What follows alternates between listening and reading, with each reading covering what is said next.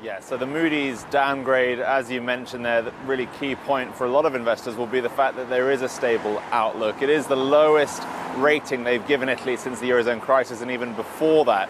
So there is a huge amount of concern amongst Italy's business community, as you might imagine.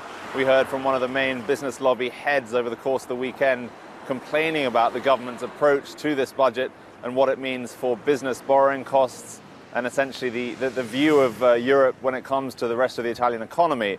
In terms of what the government has managed to do this weekend, they had a bit of a spat over one element of the budget that seems to have been resolved late on Saturday evening. They are now going to, over the next few hours, in the building behind me, the Economy Ministry, going to be drafting a letter to respond to the European Commission's initial concerns about the draft budget plan that was submitted a week ago.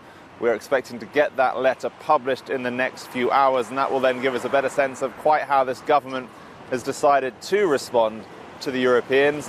We will then hear at some point over the next week from the European Commission once again saying whether they will reject this budget, the initial budget at least plan.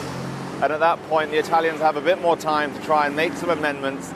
Once again, though, we've heard no indication from either Matteo Salvini or Luigi Di Maio they're willing to back down on the 2.4% deficit spending target. That's one of the most controversial measures. Some of the other elements in that budget, of course, something that they're not really willing to move on.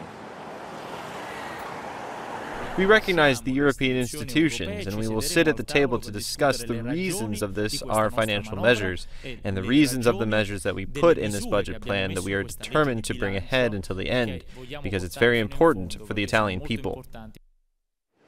As you can hear there, Luigi Di Maio is sounding a little more emollient when it comes to the European institutions, but that doesn't mean that domestically either he or Mr. Salvini are willing to make any concessions on the numbers.